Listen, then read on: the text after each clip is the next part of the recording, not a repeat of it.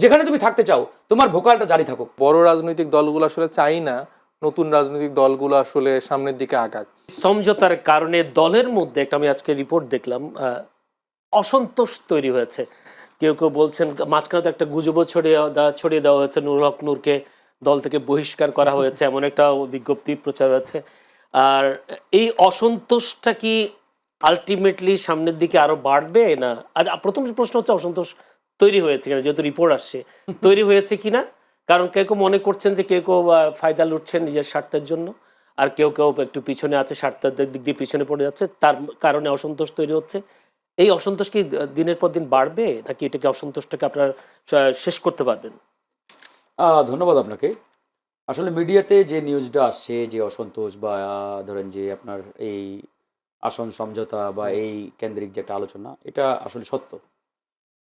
আসলে গণ অধিকার পরিষদের যে কেন্দ্রীয় সিদ্ধান্ত বা আমাদের দলের যে একটা পজিশন, সেটা ছিল আমরা হয় এককভাবে নির্বাচন করব, নয়তো আমাদের যে তারুণ্যের যে দলগুলো আছে বা তারুণ্য ভিত্তিক যে রাজনৈতিক দলগুলো রয়েছে, এনসিপি সহ অন্যান্য দলগুলো, আমরা ইউনাইটেড হয়ে ধরেন যে আমরা ভালো কিছু করবো বা একসাথে নির্বাচন করবো, এরকম একটা চিন্তা আলোচনা আমাদের মধ্যে ছিল দীর্ঘদিন ধরে। তো সেই জায়গা থেকে, এবং এটাও আমাদের মধ্যে আলোচনা ছিল যে আমরা যদি কোনো দলের সাথে আসন সমঝোতায় যাই বা জোটেও আমরা অংশগ্রহণ করি, তাহলে সেটা সম্মানজনক ওয়েতে এবং সেটা ধরেন যে সম্মানজনক একটা আসন নেগোসিয়েশনের মধ্য দিয়ে সেটা হতে হবে। বাট বিএনপির সাথে যেটা হয়েছে, এটা আসলে দলের সাথে একবারেই অসম্মানজনক একটা ওয়েতে হয়েছে। যেটা আমাদের প্রত্যাশা ছিল বা চাওয়া ছিল, সেটা একবারেই হয় নাই। তো সেই জায়গা থেকে দলের মধ্যে অনেকটাই অসন্তোষ দেখা দিয়েছিল। আমরা সেটাকে চেষ্টা করেছি দেশ ও জাতির বৃহত্তর স্বার্থে ভবিষ্যতের কথা চিন্তা করে। এখন এই অসন্তোষ যদি আসলে দিনকে দিন বৃদ্ধি পায়, তাহলে এই তারুণ্যের শক্তিগুলোর মধ্যে নানা রকম ফ্র্যাকশন তৈরি হবে, বিভাজন তৈরি হবে। আর তারুণ্যের এই শক্তিগুলোর মধ্যে বিভাজন বিভক্তি যত তৈরি হবে, ততই কিন্তু এই ধরে আপনার কনভেনশনাল যে রাজনৈতিক দলগুলো রয়েছে, যারা দীর্ঘদিন ধরে ওই ধরেন যে এক কেন্দ্রিক রাজনীতি করে আসছে, এরা কিন্তু বেনিফিটেড হবে। আমাদের চাওয়াটা কিন্তু আসলে ঠিক তার অপোজিটে, ভিন্নটা। এই জন্য আমরা বলেছি যে আমরা অনেক স্যাক্রিফাইস করে হলেও, ছাড় দিয়ে হলেও আমরা কিন্তু এটাকে মিনিমাইজ করেছি এবং ঐক্যবদ্ধ থাকার চেষ্টা করছি। হয়তো এটা আমরা ইনশাআল্লাহ চেষ্টা করে যাব। তবে এটা আপনার মনে রাখতে হবে যে আজকে দেখেন তারুণ্যের শক্তিগুলো ইউনাইটেড হওয়া কেন জরুরি।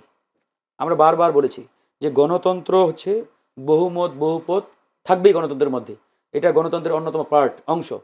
কিন্তু বাস্তবিক অর্থে আজকে রাজনৈতিক যে চরিত্র একটা দাঁড়িয়েছে আমাদের সামনে, এটাকে কোনোভাবেই আমরা ভবিষ্যতের ভালোর কোনো আসলে সংকেত বলে মনে করি না। যেমন ধরেন আপনার আজকে ছোট ছোট দলগুলোকে নিজের দলে এনে বিলীন করে দেওয়া হচ্ছে। ছোট দলের বড় নেতাদের ধরেন যে আসনের লোভ, এমপির লোভ, মন্ত্রিত্বের লোভ দেখিয়ে ধরেন যে নিজেদের মার্কায় নির্বাচন করানোর একটা সুযোগ করে দেওয়া হচ্ছে। এখন আমার প্রশ্ন, এই যে আমরা ডেমোক্রেসি বিল্ড আপ করতে চাচ্ছি, এই যে একটা গণতন্ত্র প্রতিষ্ঠা করতে চাচ্ছি, তাই গণতন্ত্র প্রতিষ্ঠা করতে চাচ্ছি, অথচ গণতন্ত্রের অন্যতম যে উপাদান বহুমত বহুপথ নানান মত থাকবে এখানে, তো নানান মতের জায়গাটা কোথায়? আপনি যদি আপনার কনস্ট্রাকটিভ সমালোচনার জন্য আপনি যদি অপোজিশন না রাখেন, ভিন্ন মত না রাখেন, তাহলে ভবিষ্যতে আপনি এটা ভুল করলেন, এই ভুলের সমালোচনা করে তো কেউ থাকবে না ভাই। যেমন এই যে 74 সালে আমরা বঙ্গবন্ধু শেখ মুজিবুর রহমান বা আওয়ামী লীগের সমালোচনা কেন করি? বিকজ আওয়ামী লীগ সব রাজনৈতিক দলকে ভিনিশ করে দিয়ে বাকশাল কায়েম করলো। এখনো তো আমি আসলে এটা বাকশাল না, বাট ওয়ান কাইন্ড অফ বাকশালের একটা ধরেন যে ফরম্যাট বলতে পারি আমরা। আপনি কেন করবেন ভাই?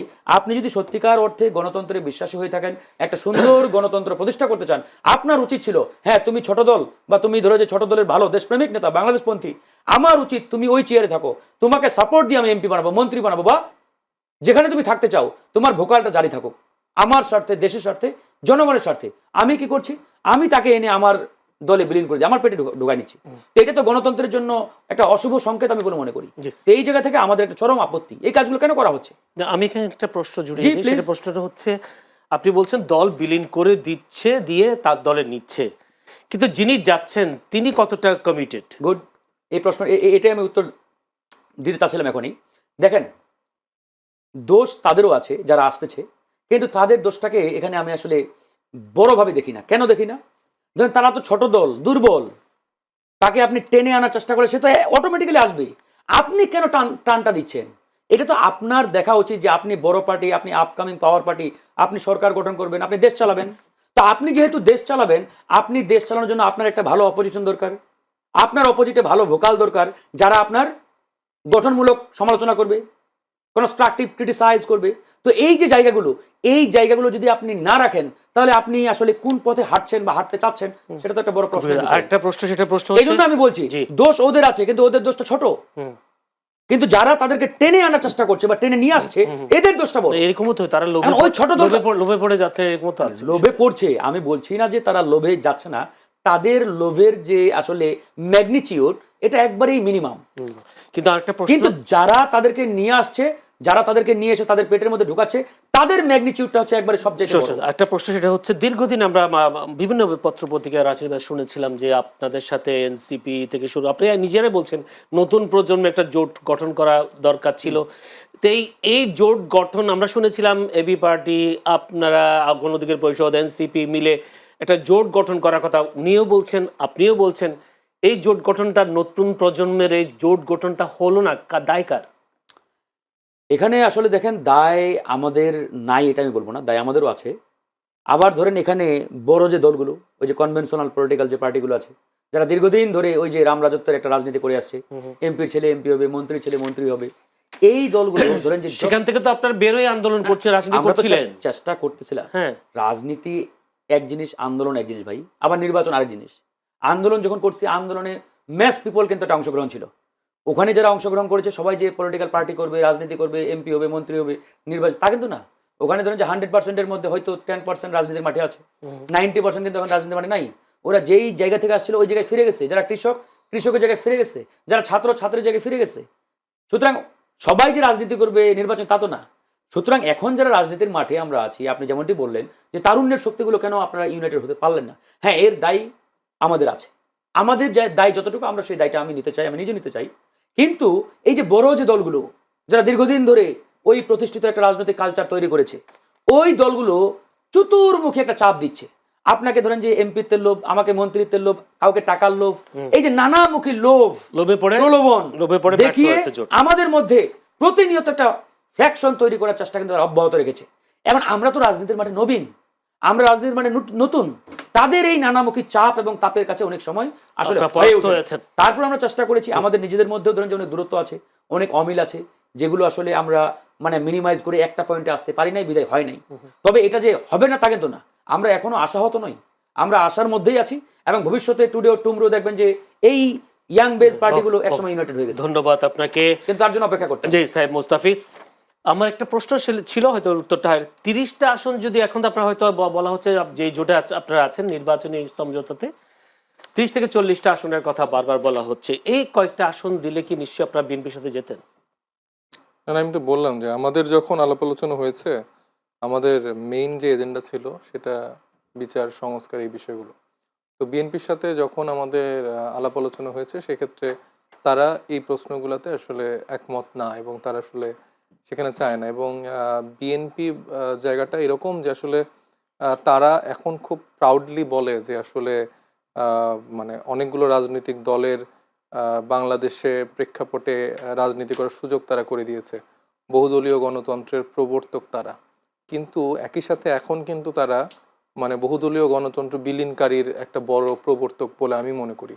আপনি দেখেন যে শাহাদত সেলিম, এহসানুল হুদা, এই মানুষগুলা নামমাত্র একজনের এক একটা পার্টি, এবং তার ঐক্যমত্য কমিশনে যে সালাউদ্দিন সাহেব হ্যাঁ বললে হ্যাঁ বলতো, না বললে না বলতো, এবং এতটাই সাপোর্ট করতো, আমরাও মাঝে মধ্যে অবাক হইতাম যে আসলে তারা কি সবগুলো বুঝে হ্যাঁ বলছে বা না বুঝে না করছে কিনা।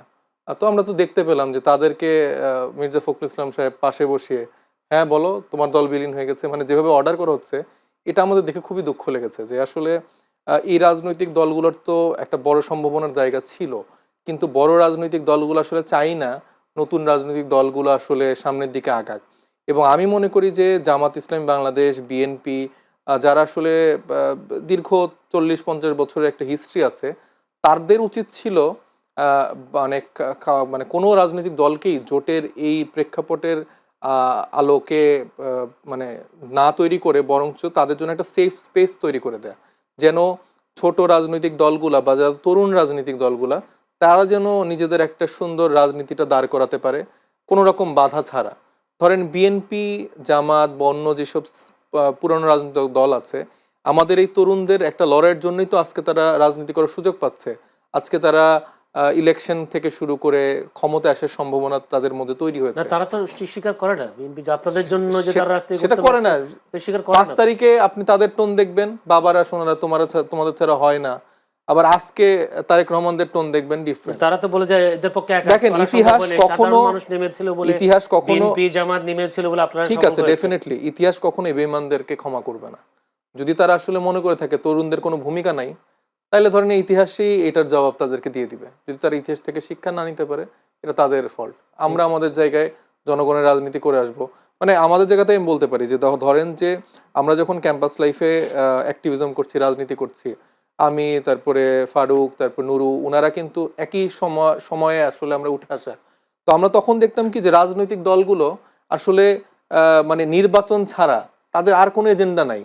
এই কোটা সংস্কার বলেন, নিরাপদ সড়ক বলেন, বিভিন্ন এজেন্ডাতে আধিপত্যবাদ, ভারতের আধিপত্যবাদ বিরোধী আন্দোলন বলেন, বিভিন্ন এজেন্ডাতে আমরা কখনো দেখতাম না যে রাজনৈতিক দলগুলোকে সেভাবে সোচ্চার হতে।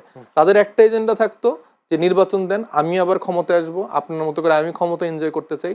ওই মানে একইভাবে জিনিসটা লুপহোলের মতো ঘুরতে থাকতো। তো আমাদের জায়গা থেকে যখন আমরা এগুলো দেখছি, আমরা প্রোটেস্ট করছি, আমরা 5 জন মিলেই করছি, 10 জন মিলেই করছি। একটা সময় দেখা গেছে যে ফারুক, নুরু, ওনাদেরকে হচ্ছে যে পালিয়ে থাকতে হচ্ছিল। তখন দেখা যাচ্ছে যে বিহাইন্ড দ্য সিন থেকে আমাদের আরেকটা ফোর্স আমরা নামলাম। সেখান থেকে ধরেন নাহিদ ইসলাম, তারপরে আকরাম, তারপরে তার পরবর্তীতে আসিফরা, এরকম করে কিন্তু একটার পর একটা জেনারেশনের মধ্যে অনেকগুলো ব্যাচ আসা শুরু করলো। এবং তাদের কিন্তু মানে মানে মতামত বা তাদের কিন্তু লক্ষ্য শুধু একটা মাত্র এই নিরাপদ সড়ক বা কোটা সংস্কার না। যেই সিস্টেমের জন্য এই সংস্কার মানে কোটাটা আসলো, যেই সিস্টেমের জন্য একটা মানুষ রোড অ্যাক্সিডেন্ট হয়ে কোনো বিচার পাচ্ছে না, সেই সিস্টেমটাকে আমরা অলওয়েজ টার্গেট করতাম। এবং এর জন্য কিন্তু শেখ হাসিনার এই যে ফ্যাসিবাদ হয়ে ওঠা, ফ্যাসিবাদের এই সব কার্যক্রম মিলে যে তার শাসন, সেই জায়গাটাকেই আমরা লক্ষ্য করে সবসময় আন্দোলনটাকে গেছি। এবং তার ফলস্বরূপ মানে কারণ আমি দেখি যে সিনিয়র নেতারা বলার চেষ্টা করে যে 36 দিনের আন্দোলন, এটা মোটেও 36 দিনের আন্দোলন না। এটা দীর্ঘদিনের আমাদের যারা আমাদের ছাত্র অবস্থায় ছিলাম, পরবর্তীতে আমরা তরুণভাবে কোনো না কোনো পেশায় যুক্ত হয়ে বা রাজনীতির সাথে আমরা যুক্ত ছিলাম, এটা সম্মিলিত একটা প্রচেষ্টা। কিন্তু সিনিয়র রাজনীতিবিদরা আপনারা দেখবেন কেউ বিদেশে ছিল, কেউ সেফলি কোনো না কোনো জায়গায় অবস্থান করছিল, নিজের ব্যবসা বাণিজ্য পরিচালনা করছিল, তাদের খুব বেশি ক্ষতি হয় না। ক্ষতি হলে তাদের তৃণমূলের যারা নেতাকর্মীরা, যাদেরকে তারা এখনো অন করে না, যাদের নেতাকর্মীরা খুন হলে বলে বিচ্ছিন্ন ঘটনা, সেরকম এখনো অবস্থান আছে। তারা নিজেদেরটাই সবসময় ভাবে এবং এখন তরুণদেরকে এরকম করে তারা অস্বীকার করছে। এবং দিন শেষে সামনের দিনেও যদি তারা এই সংস্কারকে বলেন, তরুণদেরকে বলেন বা জনগণকে অস্বীকার করে ক্ষমতায় থাকতে চায়, তাদেরও আসলে ক্ষমতাটা খুব বেশি দিন টিকবে না।